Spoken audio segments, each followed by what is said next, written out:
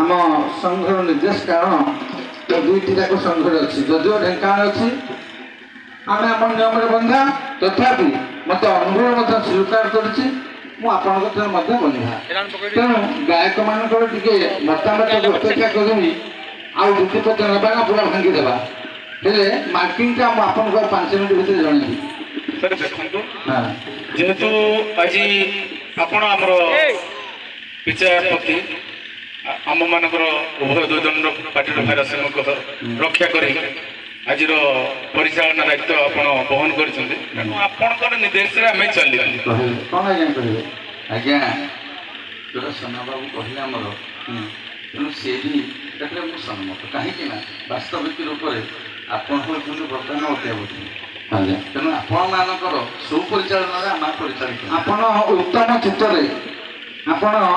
आपणकर सहृदय जो चित्त जो भावना ताहा महान भावना आप कहले किंतु बेले बेले हुए कौन ना निर्दिष्ट समय जब स्वांग शेष न हुए किसी लोक अच्छा आम भितर संगे संगे किए हारीगला कि किए मन दुख कला सागे सागे साग पाटा 8,000 गले साग दियो पनिशमेंट दियो संगे धरी बस आज्ञा आप 6:30 केमती 6:32 कले 2 मिनिट कौटे ने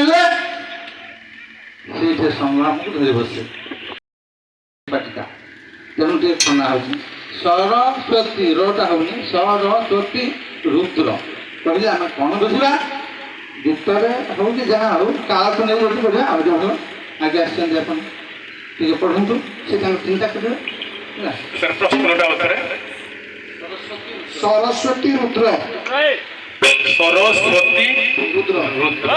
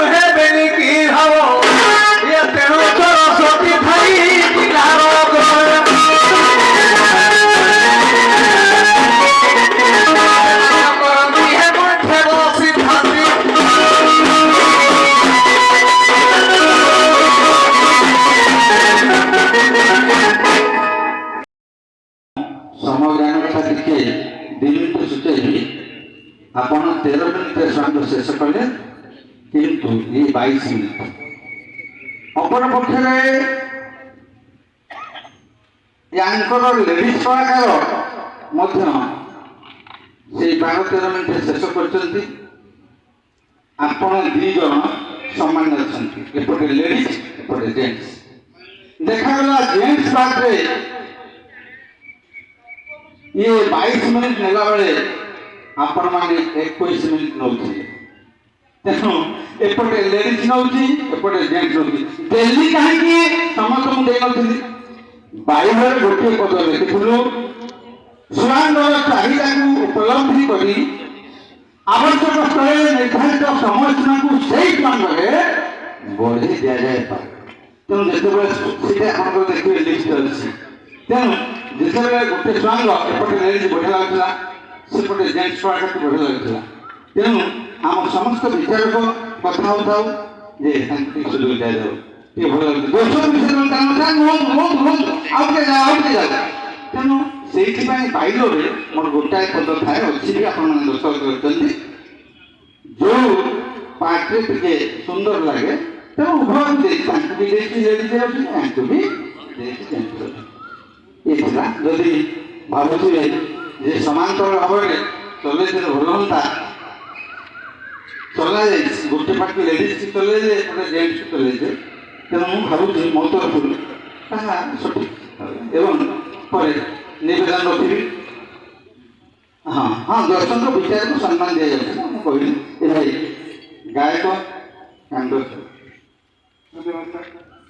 ଉପସ୍ଥିତ ଗୁରୁ ଗୁରୁଜନମାନଙ୍କର ଚରଣାବିନ୍ଦରେ ଅଧମ ପ୍ରଣାମ ଜଣାଉଛି ଏବଂ ଅନୁଷ୍ଠାନର କର୍ମକର୍ତ୍ତାମାନଙ୍କୁ ସାଧୁବାଦ ଜ୍ଞାପନ କରୁଛି। ଯାହା ହଉ ମୋର ତ ପଡ଼ୋଶୀ ଗ୍ରାମ ବଳରାମ ପ୍ରସାଦ, ଆପଣମାନଙ୍କର ଇଏ ହେଉଛି ବଳରାମ ପ୍ରସାଦ କଳା ଐତିହ୍ୟ ସମ୍ପୂର୍ଣ୍ଣ ଗ୍ରାମ। ଏଠି କଳାକାରମାନଙ୍କର ମୂଲ୍ୟବୋଧକୁ ସେମାନେ ଭଲ ଭାବରେ ବୁଝନ୍ତି। ଅନେକ କଳାକାର ମଧ୍ୟ ଏ ଗାଁରେ ଅଛନ୍ତି, ଅନେକ କଳାକାର, ଦଣ୍ଡ କଳାକାର, ଡ୍ରାମା କଳାକାର, ଅନେକ କ୍ଷେତ୍ରରେ ନାଁ କରିଆ କଳାକାର ମଧ୍ୟ, ଲେଖକ, ଏ ଗ୍ରାମରେ ସବୁ ପ୍ରକାର କଳାକାର ଅଛନ୍ତି। ତେଣୁ କଳାକୁ ସମ୍ମାନ ଦେବା ଆଜ୍ଞାମାନେ ଜାଣିଛନ୍ତି। ତେଣୁ ମୋ ଚିନ୍ତାଧାରା ଯାହା, କଳାକାରମାନଙ୍କର କାଲିଠୁ ଆଜି ପର୍ଯ୍ୟନ୍ତ କୌଣସି ପ୍ରକାର ଅସୁବିଧା ହେଇନି, କୌଣସି ପ୍ରକାର ବିଚ୍ୟୁତି ଘଟିନି। କି ରାତିରେ ଯେମିତି ପେଣ୍ଟିଂ ରୁମ୍ରେ ଯାଇକି ଅଲଗା ଜାଗାରେ ଲୋକମାନେ ବିଭିନ୍ନ ପ୍ରକାର ଖରାପ ଇଙ୍ଗିତ କରନ୍ତି, ସେମିତି ଏ ଜାଗାରେ ହୁଏନି କେବେ। କାରଣ ଇଏ ପାଇକାଳିଆ, ସେମାନେ କ୍ଷତ୍ରିୟ, ସେମାନଙ୍କର ଚିନ୍ତାଧାରା ଅଲଗା। ତେଣୁ ତାଙ୍କ ପାଖରେ, ତାଙ୍କର ଚିନ୍ତାଧାରା ଆଗରେ ଏ ଅଧମ କିଞ୍ଜନର ଆଉ ଥରେ ମୁଣ୍ଡ ନତ ହେଇଯାଉଛି। ଏତିକି କହିବି, ଅଧିକ କିଛି କହିବାକୁ ଆମ ପ୍ରତି କିଛି ରହିଲାନି ବୋଧେ। ଆପଣମାନଙ୍କର ମଧ୍ୟ ଅବଦାନ ଅତୁଳନୀୟ। ଆପଣ ରାତି ସାରା ଉଜାଗର ହୋଇ ଆମମାନଙ୍କୁ ଯଦି ପରିଚାଳନା ଠିକରେ ନ କରିଥାନ୍ତେ, ଆମେ ତ ମାଡ଼ ହୋଇଥାନ୍ତୁ ନା ସାରେ। ଆଚ୍ଛା, ସିଏ ଆମ ପଟକୁ ଡେଇଁ ଆସିଥାନ୍ତେ, ଆମେ ତାଙ୍କ ପଟକୁ ଡେଇଁ ଯାଇଥାନ୍ତୁ। ତେଣୁ ଆପଣଙ୍କୁ ବହୁତ ବହୁତ ଧନ୍ୟବାଦ ଦେବି। ଆପଣ ଉଭୟ ଦୁଇ ପଟ ଭାରସାମ୍ୟକୁ ରକ୍ଷା କରି ସନ୍ଧ୍ୟାରୁ ସକାଳ ପର୍ଯ୍ୟନ୍ତ ସୁଚାରୁ ରୂପେ ପରିଚାଳନା କରିଥିବାରୁ ଆପଣଙ୍କୁ ମଧ୍ୟ ମୋ ତରଫରୁ ଦଣ୍ଡବତ। ହଉ ହଉ, ଯାହା ହଉ 5 ପ୍ରମୁଖ ବିଚାରକ ଆଜିର ବିଚାରଧାରା ସଠିକ୍ ଭାବେ ନେଇଥିବେ ବୋଲି ଆଶା କରୁଛି। ଆଉ ଆଜ୍ଞାମାନେ କହି ରଖିବି, ମଣିଷ ମାତ୍ରକେ ଭୁଲ, ଜାଣନ୍ତରେ ଭୁଲ କି ଅଜାଣନ୍ତରେ ଭୁଲ। ହୁଏତ କେହି ଅଜାଣତରେ ନିଜର ଭୁଲ କରି ଦେଇ ବସିଥାନ୍ତି, କେହି କହିବେ ତାର ଭୁଲ ନାହିଁ। ତେଣୁ ଯଦି ଅଧମ ମାନଙ୍କର ଅଜାଣତରେ କିଛି ଭୁଲ ଥାଏ, ମୁଁ ଆଶା କରିବି ଦୁଇ ଗାୟକ କ୍ଷମା ଗୁଣରେ କ୍ଷମା କରିଦେବେ ବୋଲି ଆଶା କରିବି। କ'ଣ କହିବାକୁ ଚାହୁଁଛନ୍ତି? ହଉ ହଉ, ଧନ୍ୟବାଦ। ଏବେ ମୁଁ ସେ ପରମ ବୈଷ୍ଣବୀ ମାଙ୍କର ସେ ଚରଣାବିନ୍ଦରେ ପଦରେ ସମର୍ପଣ କରି ଆଜିର ଫଳାଫଳ ଘୋଷଣା କରିବି। ରାଧା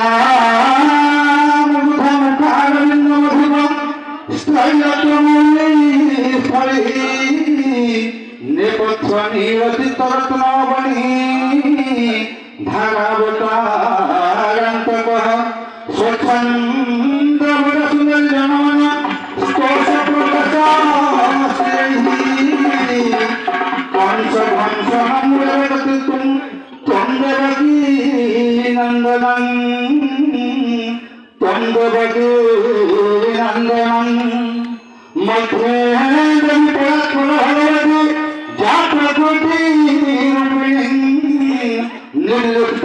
ଜଗରେ ହାତୀ ଏକ ଜନନୀ ସୂକ୍ଷ୍ମ ରୂପା ବିଚିତ୍ରା ସୂକ୍ଷ୍ମ ରୂପା ବିଚିତ୍ରା ଦେଖିଲା ସର୍ବ ରୂପା দেহিবে ভক্তি মুক্তি হরিপাদ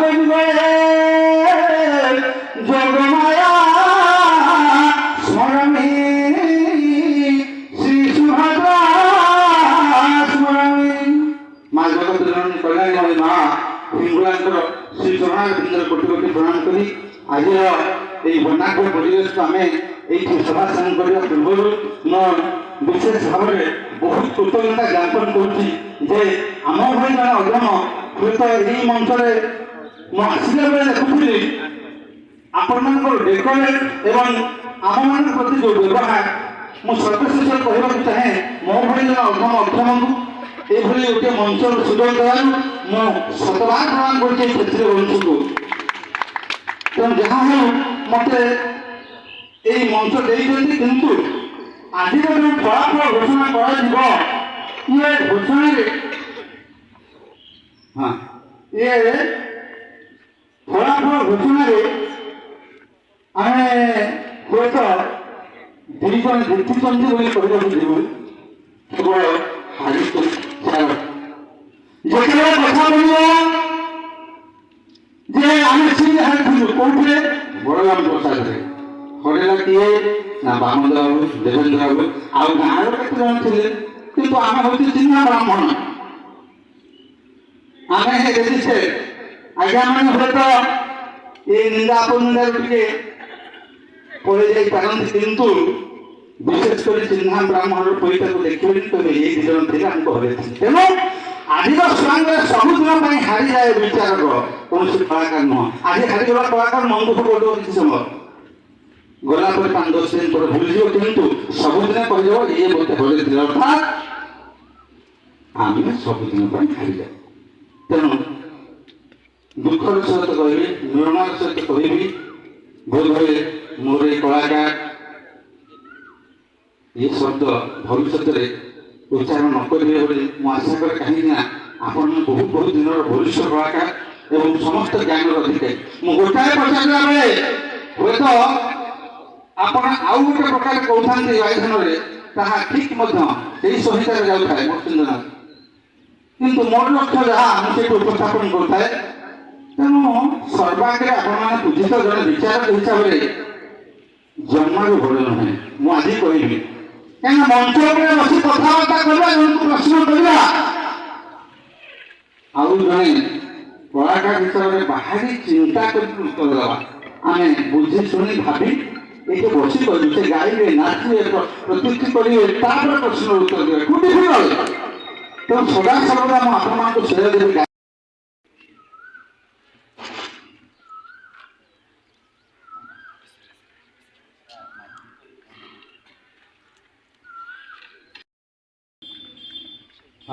କମିଟି ଭାଇମାନଙ୍କୁ ନିବେଦନ ରଖି ଆମେ ବର୍ତ୍ତମାନ ଆପଣ ଯେଉଁ ଦେଇଛନ୍ତି ଉତ୍ତମ ବା ବେଷ୍ଟ କଳାକାରଟି ଆମେ ଘୋଷଣା କରି ରଖିବୁ ଯିଏ ଆଜିର ସ୍ୱାଙ୍ଗରେ ସମସ୍ତ ତଥ୍ୟକୁ ଭିତ୍ତି କରି ନିଜର ଶାଳୀନତା ରକ୍ଷା କରି ସମୟର ସଦୁପଯୋଗ କରି ନିଜର ବହୁମୂଲ୍ୟ ପରିଶ୍ରମ କରିଛନ୍ତି ତାଙ୍କୁ ଆମେ ବେଷ୍ଟ ଆୱାର୍ଡ ଦେଉଛୁ। ସିଏ କେହି ନୁହନ୍ତି ଆମ ଗହନରେ ବରିଷ୍ଠ କଳାକାର ଶ୍ରୀଯୁକ୍ତ ବିନୟ କୁମାର ବେହେରା ମହୋଦୟଙ୍କୁ ଆମେ ବେଷ୍ଟ ହିସାବରେ ରଖିଛୁ ଆଜି ନିବେଦନ ରଖି ଗ୍ରାମର ସଭାପତି କଳାକାରଙ୍କୁ ପ୍ରଦାନ କରିବେ ତାଙ୍କର ବେଷ୍ଟ ନେଇଯାଏ। ଆମେ କଳିତାଳି ମାଧ୍ୟମରେ ଉତ୍ସାହ କରୁଛେ ଶ୍ରୀଯୁକ୍ତ ଏବଂ ସଠିକ ସମୟରେ ସଠିକ କାର୍ଯ୍ୟ କରୁଛନ୍ତି। ତେଣୁ ଆମ ତରଫରୁ କମିଟି ତରଫରୁ ଏବଂ ବିଚାରକମାନଙ୍କ ତରଫରୁ ଯାଉଛି ବେଷ୍ଟ କଳାକାର ଶ୍ରୀଯୁକ୍ତ ବିନୟ କୁମାର ବେହେରା ମହୋଦୟ ଜୋରଗାଡ଼ିଆ। ଏବେ ଆମେ ଆଜିର ଅତି ଅପେକ୍ଷା କରି ରହୁଥିବା ଶିଳ୍ପ ବା ବିଜେତା ଘୋଷଣା ଘୋଷଣା କରିବା। ତେଣୁ ଆଜି ଆମେ ଦୁଇ ଦଳ ମଧ୍ୟରୁ ସମସ୍ତେ ବିଜେତା ଭଲ ଏକଦମ ବଢ଼ିଆ କରିଛନ୍ତି। ମୋ କ୍ଷେତ୍ରରେ ତ ଯାହା ଅଛି ଆପଣମାନେ ବିଲିଭ୍ କରିପାରିବେନି। ତେଣୁ ସାମାନ୍ୟତମ ତ୍ରୁଟି ପାଇଁ ଆମେ ଆଜି ବିଜେତା ଘୋଷଣା କରୁଛୁ ବା ବିଜେତା ଘୋଷଣା କରିବୁ। ଯୋଡ଼ା ଗାଡ଼ିଆ ନୁହେଁ, ସେ ହେଉଛନ୍ତି କାଣ୍ଡେଶ୍ୱର ଆଜିର ବିଜେତା ଏବଂ ଉପବିଜେତା ହିସାବରେ ଆମେ ଯୋଡ଼ା ଗାଡ଼ିଆକୁ ରଖିଛୁ। ଆଶା କরি ସାଦର ଗ୍ରହଣ କରିବେ। ପ୍ରଥମେ ସମସ୍ତେ ଆସ। ଏ ହେଉଛନ୍ତି କଳାକାର ଯେଉଁମାନେ ନିଜର ଶାଳୀନତା ବହୁତ ଧନ୍ୟବାଦ ଦେବେ। ମୁଁ ଆଜିର ବର୍ଣ୍ଣାঢ୍ୟ ପରିବେଶକୁ ଏଇଠି ଆଉ କ'ଣ କହିବେ କି?